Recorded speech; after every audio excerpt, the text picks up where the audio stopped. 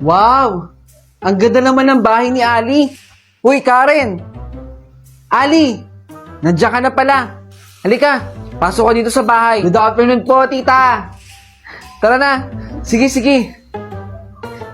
Ito, mukhang okay naman to. Hoy, Karen. Kumain ka muna, oh. Kanina pa tayo nagbi-meeting. Naku, Ali. Busog pa ako. Mamaya na lang. Sigurado ka? Oo, sige. Isang aya mo pa, Ali. Papayag na ako. Isa pa. Busog ka pa pala eh. Mamaya na lang. Ali! Ito naman, di ka mabiro eh, no? Kala ko pa busog ka pa. Siyempre, joke lang yun. Kanina pa ako nagugutom. Oh, akin na. Kunwari ka pa eh. Kainin mo na. Ito naman, si Ali, hindi mabiro eh. Bakit ubos na? Ma! Bakit ubos na yung pansit canton dito? Kanina pa ako nagugutom eh. Eh, kabibili ko lang yan na. Ubus na agad.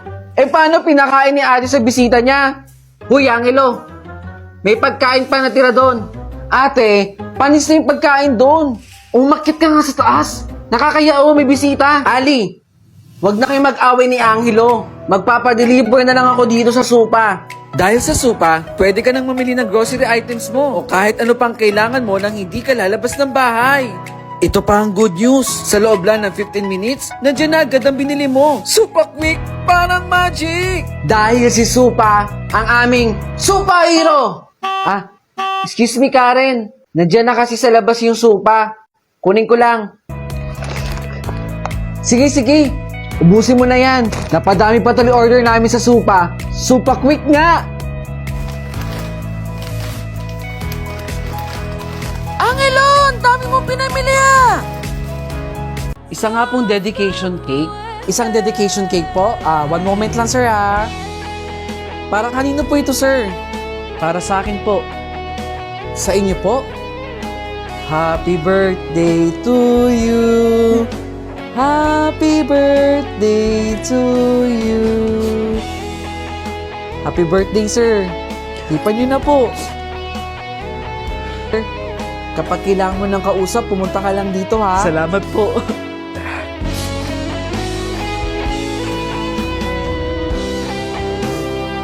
De La Cruz, pakopya ako, bilisan mo. Ayoko, De Guzman. Makikita tayo ni teacher. Hindi naman tayo makikita ni ma'am kung bibilisan mo dyan eh. Dalian mo na. Pakopya ako. Oh. Ayan. Iuro mo pa. Ayan na oh. Okay na. Magpapakopya ka din pala eh. Pinatagal mo pa. Hoy, De La Cruz. Di ba meron kang chips sa recitation natin? Bigyan mo ako. Hoy, bigyan mo ako ng chips. Ngayon na. Ito oh. Magbibigay ka din pala eh. Salamat sa chips ha. Malaking tulong sa akin to para matuwa yung mami ko. Sa susunod ulit ha, magbibigay din pala si De La Cruz eh. Akin na. De Guzman, titignan ko lang naman yung assignment mo. Kukuha lang ako ng idea, pero hindi ko kokopihin yung buong assignment mo. Pakadamot ito. Tama ba to? Tama yan, De Guzman. Nag-aral ako. Sa bagay, gawa mo naman to eh. Kukuha lang ako idea ha. Oh, okay na. Pakadamot ito. Ganun lang. Manda ka sa akin, De La Cruz.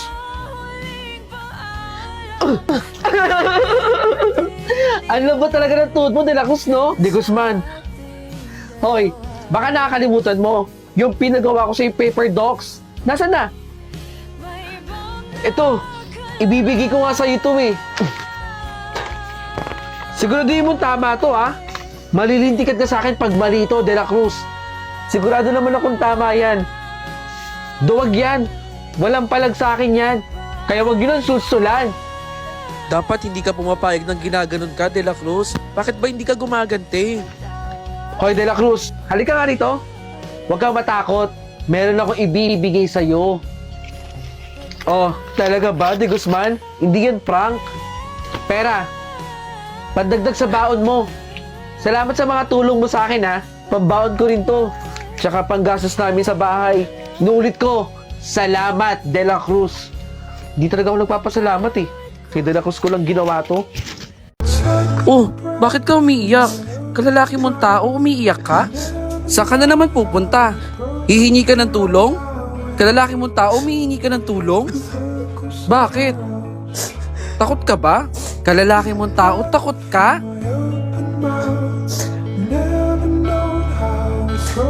Guys, alam niyo ba yung bali-balita dito sa school? Si De La Cruz daw. Ampon! Ano kayang pakiramdam nang hindi mo kadugo yung kasama mo sa bahay? Aba syempre, baka mamaya magnakaw. Di ba?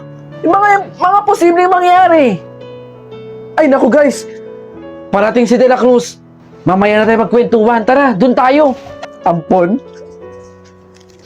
May kikiraan lang po ah. Andiyan si De La Cruz.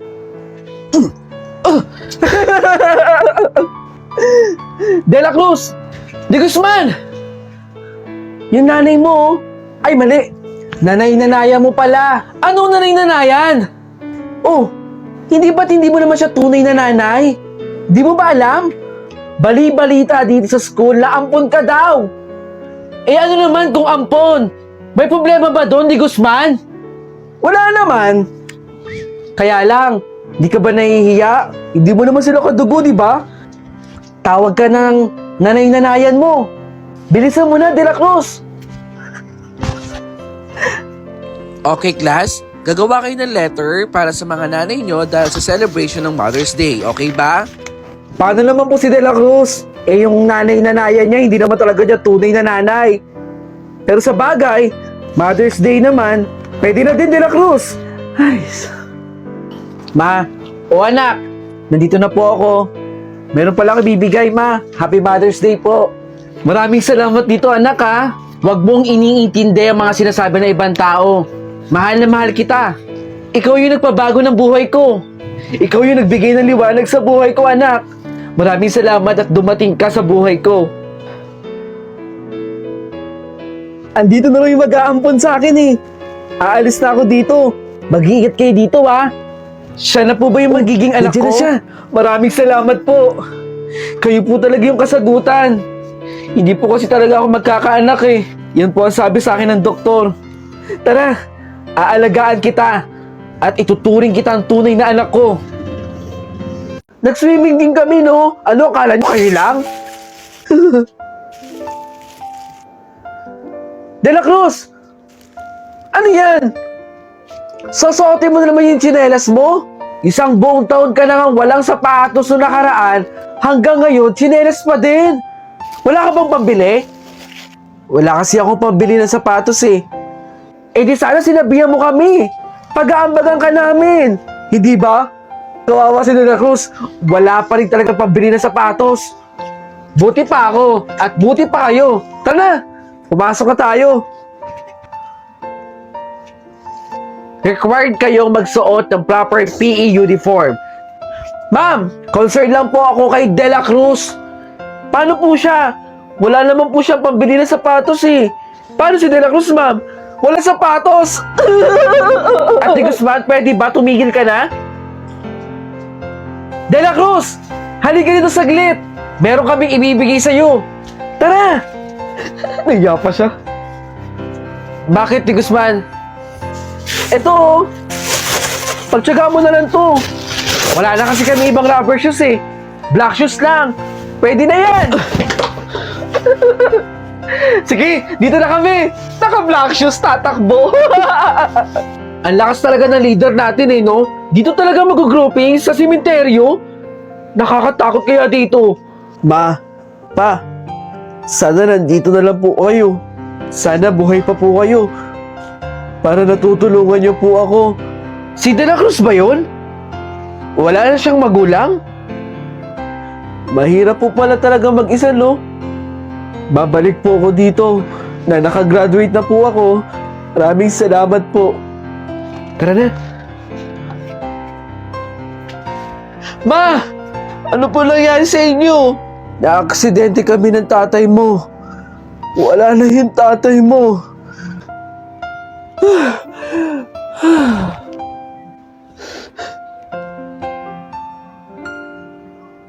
Bakit hindi ka nagsabi na uuwi ka? Ginulot mo kaming lahat dito. Nak, kinakausap kita. Ano nangyari sa'yo? Bakit bigla kang umuwi? Talagang sinupreso mo kami, ha? Tara na. Tulungan na kita dyan sa maleta mo. Tara, dali. Pumasok ka dito sa bahay natin. Ito, oh. Ito yung pinatayo mo, anak. Salamat, ha. Salamat sa tulong mo, anak. Tara, pasok tayo.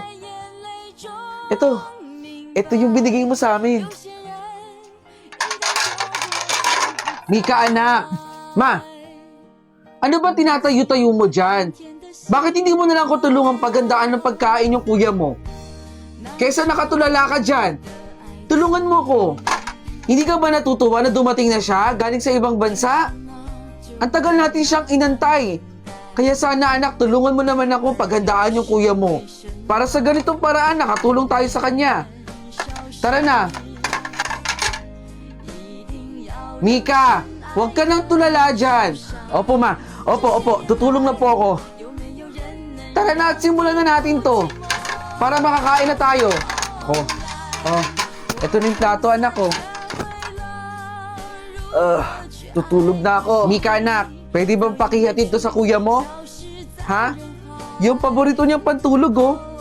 Si kuya na naman. Nung mga bata kayo, ito yung hilig suotin ng kuya mo.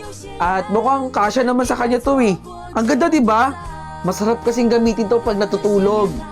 Komportable. Kaya siguro nagustuhan dito ng kuya mo eh. Ibigay mo sa kanya to ha. Sabihin mo, pantulog niya to. Oh, ibibigay ko talaga yan kay kuya? Ako talaga, ma? Mika! Akin na po. Oh! Kahit kailan ka talaga, Mika, ha? Kumain ka naman. Hindi ko alam bakit tulala ka. Sige na, ibigay mo na yun sa kuya mo. Matulog na rin tayo. Kuya lagi? Si kuya? Kuya? Kuya! Terry! Bumangon ka na dyan. Anong oras na, oh? Kakain pa tayo dito. Kuya! Asan siya? Mika, nakita mo ba yung kuya mo? Ma, hindi ka naman ba nakainom ng gamot mo? Anong gamot? Anong gamot sinasabi mo, ha? Hindi kita maintindihan, Mika. Ma, ilang taon na pong patay si kuya. Nadamay siya dun sa gera. Doon sa bansa kung saan siya nagtatrabaho. Anong sinasabi mong wala na yung kuya mo? Simula ngayon, ma, ako na ang maghahawak ng gamot mo. Kailangan na maintain mo ang pag-inom ng gamot mo. Kumain na tayo dito. Iinom ka pa ng gamot mo. Hello, ma. Gusto ko na pong makauwi dyan. Nagkakagulo po dito sa bansa kung saan ako nagtatrabaho. Ma! Ma! Ma!